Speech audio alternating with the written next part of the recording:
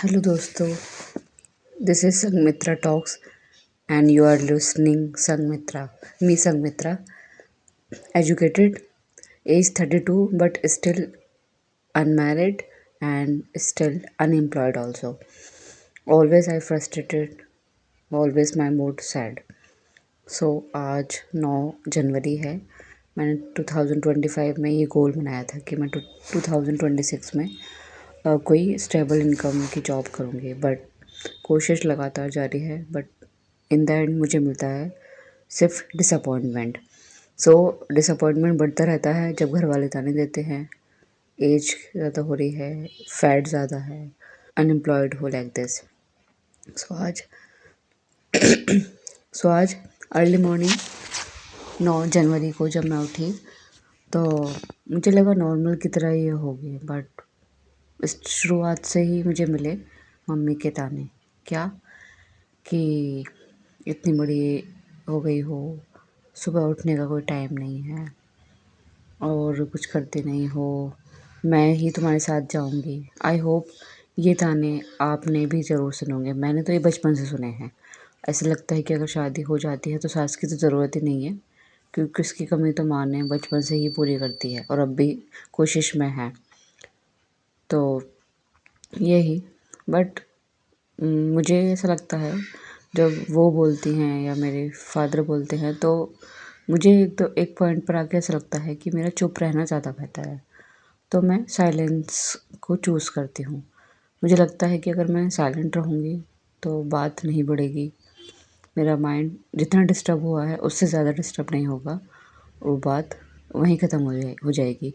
क्योंकि जब आप सामने वाले को जवाब नहीं देते हो तो कब तक ही वो अपनी बक करेगा, लाइक दिस।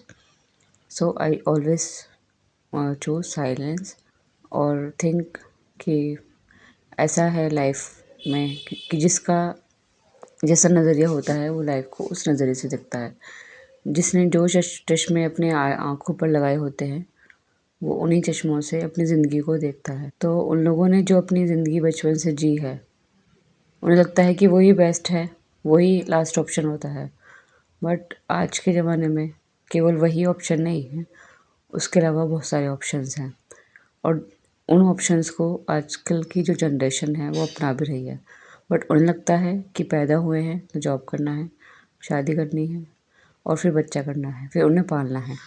इसी ज़िंदगी को उन्होंने जिया है, आस पड़ोस में देखा है, अपने रिश्तेदारों में देखा है, तो उन्हें लगता है कि बस यही लास्ट ऑप्शन होता है और यही ज़िंदगी होती है। इसीलिए हम इस दुनिया में आए हैं, क्योंकि उन लोगों का कभी ये नज़रिया बना ही नहीं कि हम इस ज़िंदगी में आए हैं तो हम दूसरों के लिए कुछ ऐसा करके जाएं जिससे वो हमें याद करें।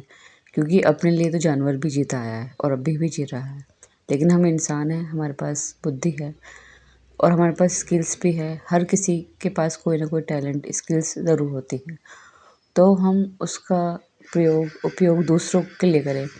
अगर किसी के पास कोई स्किल है, अगर वो दूसरे व्यक्ति को सिखाता है तो हमेशा वो व्यक्ति उसका ऋणी होता है कि फ़लाँ व्यक्ति ने मुझे ये चीज़ सिखाई, उसकी वजह से आज मैं इस मुकाम पर हूँ।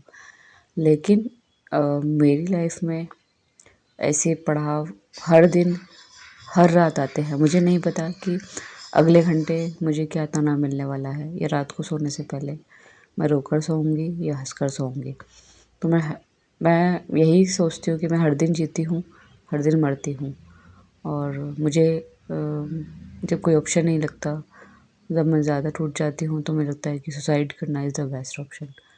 फिर मुझे लगता है कि अगर मैंने ये ऑप्शन चूज़ करा तो इन लोगों पे क्या ही फ़र्क पड़ने वाला है।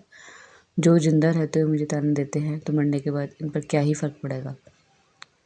सो ये है दुख भरी मेरी शुरुआत। बिकॉज़ इस एज में 32 के अप्रॉक्स एज में, और मेरी हाइट लगभग 5 फीट है। एजुकेशन है मेरे पास, मैंने डबल MA किया हुआ है, LLB किया हुआ है।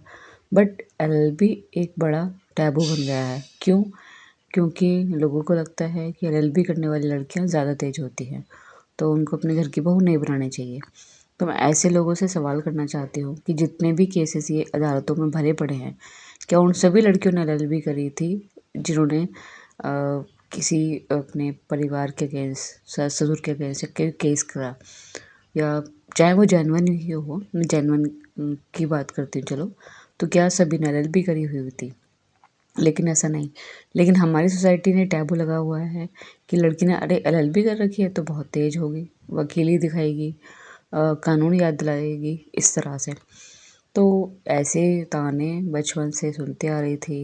अब ज़्यादा उनका लिस्ट लंबी हो चुकी है।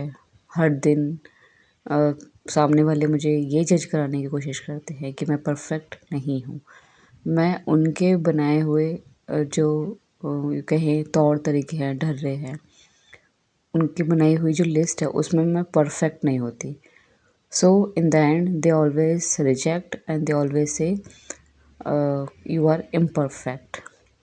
सो आगे की इस मेरी जर्नी पर बने रहने के लिए आप चैनल को फॉलो और सब्सक्राइब शेयर ज़रूर करें।